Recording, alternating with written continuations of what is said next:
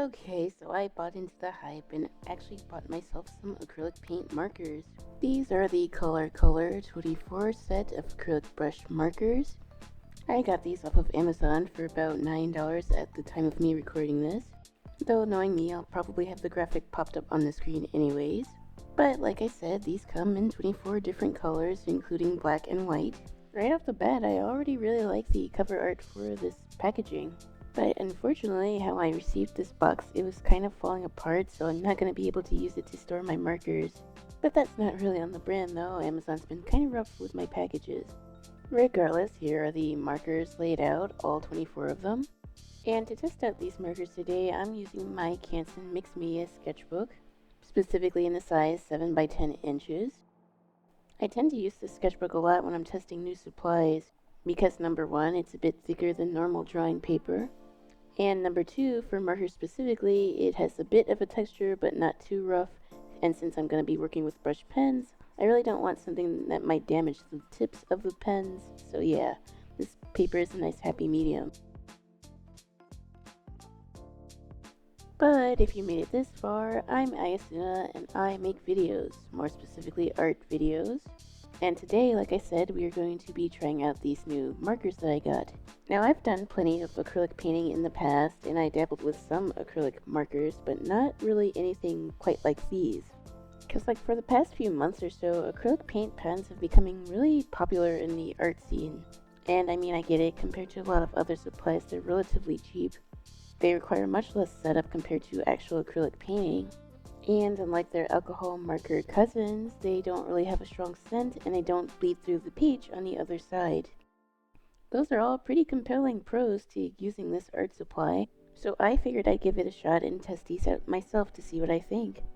In my previous video, I talked about wanting to do a bit of a series where I try to get affordable art supplies and try them out to prove that art doesn't have to be inaccessible as AI tech pros would lead you to believe.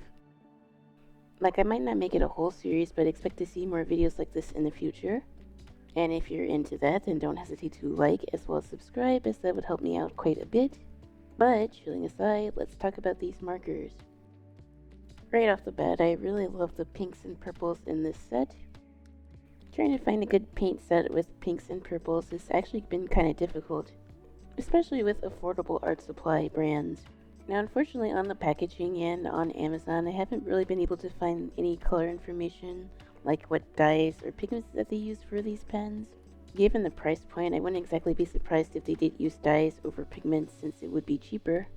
But my first initial take here is that most of these colors are really vibrant. And with the exception of the black here, which you'll see in a moment, the rest of these colors tend to dry in a matte finish. Out of the 24 markers that I received, I feel like only 2 of them felt like they were on the drier side. One of which was this olive green, which you'll see in a moment. And the other was a lemon yellow. Although I'm just kind of naming these colors since they don't actually have a name on these pens. There wasn't a name on the packaging either, so we're just kind of winging it at this point. But for cheaper markers, the coloring system is mainly the same, so there isn't really too many discrepancies here. As far as the markers are themselves, they feel nice and weighty. They don't feel too cheap and plasticky. As you can see, they look eerily similar to another paint marker brand, so one can take them as dupes of that said brand. And like, they're much cheaper, like 1/10 of the price. What I also like about these markers, and that might just be a pet peeve of mine, is that the lid actually snaps to the back of the pen. For someone who can be a bit scatterbrained at times, I need my pin caps to fit at the back of the pen, otherwise I will lose pin caps. And I don't really want to talk about how many pens that I've had to lose because I couldn't find the top for the pen. It's just like your Apple Pencil or digital pen or whatever, you just happen to lose it to the shadow realm if you don't keep a close eye on it. Another thing to note about these pens is since they are acrylic markers, they don't take a long time to dry. That's generally true of all acrylic paints, unless you use like a special medium to slow the drying time. Though that said, for acrylic paintings, at least how I tend to do them, I don't really want to spend too much time on it, so I don't think the drying time is a huge issue. But it is something to be aware of before you purchase these. These dried within a couple minutes. Now that I swatched these in my sketchbook, what I think about the colors range is actually pretty nice.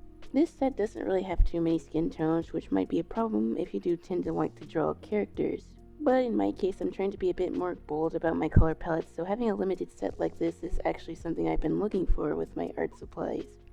I think especially for traditional art, less is more. You don't necessarily need to have a ton of colors to make great art. Sometimes you do need limitations, because in my case, that's where creativity tends to blossom.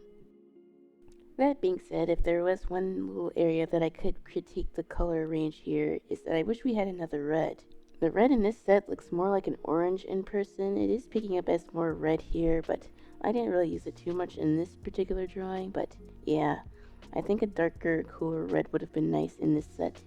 I think I would have swapped one of the teal colors for another red, but that's just my preference. I do think I prefer having two of the primary colors, both a warm version and a cool version, because it does make mixing and layering a bit easier. But perhaps I'm too watercolor pilled to notice the difference. I said I wasn't really wanting to talk about the whole AI situation again, but I do think it's relevant for this particular video, because an argument that I heard a lot about with Gen AI and Gen AI users is that it makes art more accessible. But a lot of artists are pushing back on that notion because, again, art is probably one of the easiest hobbies you can even get into. It's such a disingenuous argument too, because it's some of the same types that don't see the point in funding art education in school, and if anything, the corporations that are making money off of Gen AI are the same ones that are pumping this propaganda, the same ones that make art inaccessible for some people anyways, especially like I said, in the form of defunding art education and making art activities after school inaccessible to a lot of children. While those are part of the reasons as to why art is undervalued in the US, and I of course can't speak for other countries, artists in general are pretty stubborn people. If they have a will to make something, they'll make it happen no matter what they had to use. It could literally be a stick and some mud, or a random pen they found in the back of a notebook. I used to use the back of a cereal box as a canvas because I couldn't always afford to buy canvases. If I couldn't get my hands on a notebook or a sketchbook, I would take 2 pieces of cardboard and some picture paper and sew it together to make my own sketchbook. I didn't do this thinking it was a chore. I did it because I wanted to make art and I wanted a space to do so. But I understand not having the best supplies, and you definitely don't need them to make art. And I'll scream this point from the rooftops: you do not need expensive supplies to make art. And again, like I said in previous videos, anyone telling you otherwise is someone that you definitely shouldn't be listening to. Can some supplies make the process a little bit easier? I think in some cases that is true. But learning how to do art is less about the supplies and more about learning the different techniques. It doesn't really matter what art supplies you use if you still don't quite understand anatomy or how to use color theory. And if anything, if you're just starting out, it makes sense to spend less on supplies because you're just learning. With cheaper supplies, there's less pressure to be perfect, and you're more likely to have more fun with the whole process. With all these different art supply brands popping up these days, it's never been cheaper to get into art. And there's decent priced alternatives for pretty much any medium these days.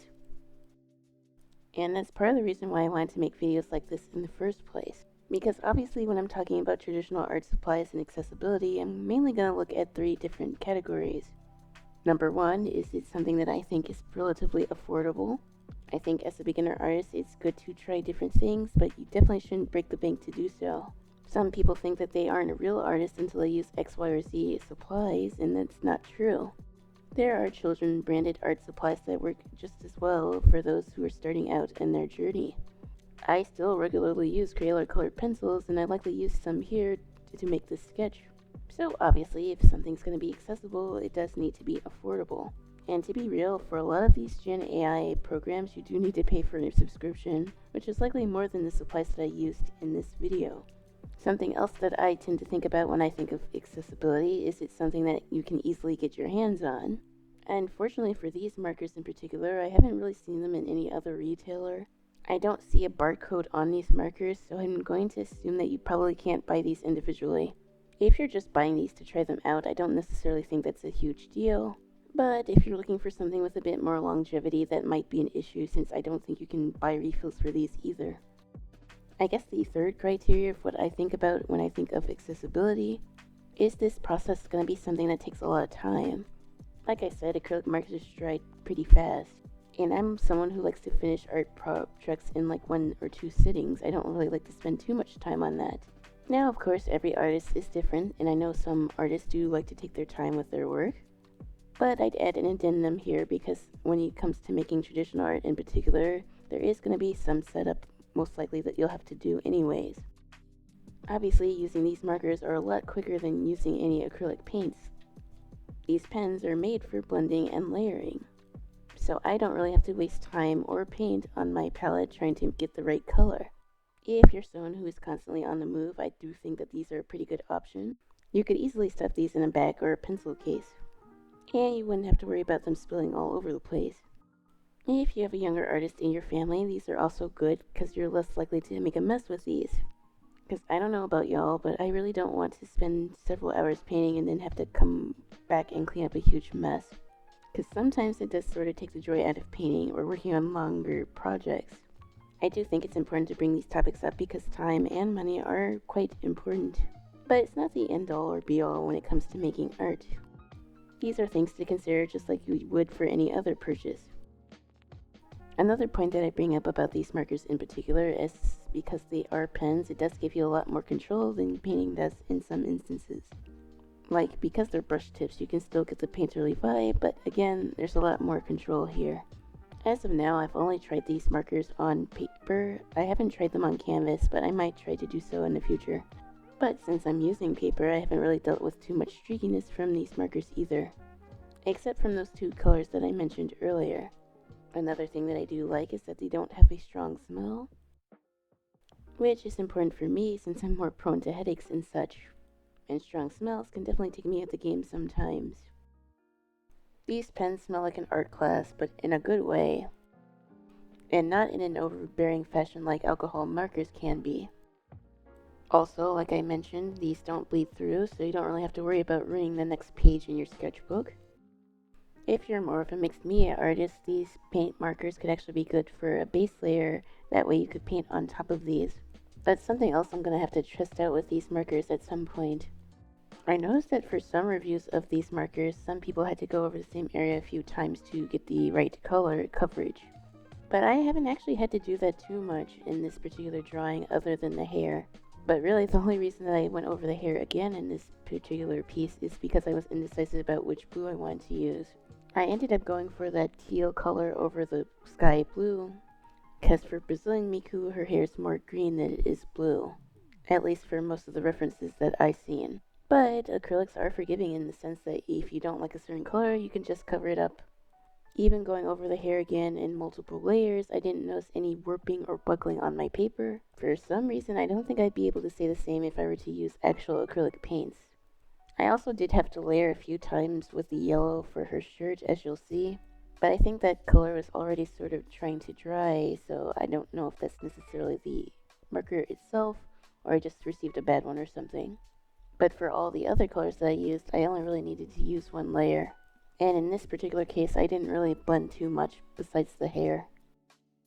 Again, all these colors dried in mostly matte finish, although the black did have a bit of a shine to it. Which, in my case, I actually think it's nice. In this particular piece, I did like the extra pop that the black added. Something else that's common with acrylic paints in general is that they will darken depending on the color as they dry. So before you go to town in any particular drawing, it's probably good to have a separate sheet of paper where you can test the swatches and see what it'll look like after it dries. You can literally see the skin tone darkening here as I went along the whole face and the rest of her body. How much it darkens also depends on the surface that you're using these markers with. Canson mixed media paper is more of a neutral white, but obviously these colors will look different if you're using tanned paper or warm toned paper compared to the ones that I'm using. But it's always a good idea to swatch your supplies before you use them and to use test sheets to make sure the colors are accurate. Like with any marker or pen, the color on the cap is likely not the same as the actual product itself.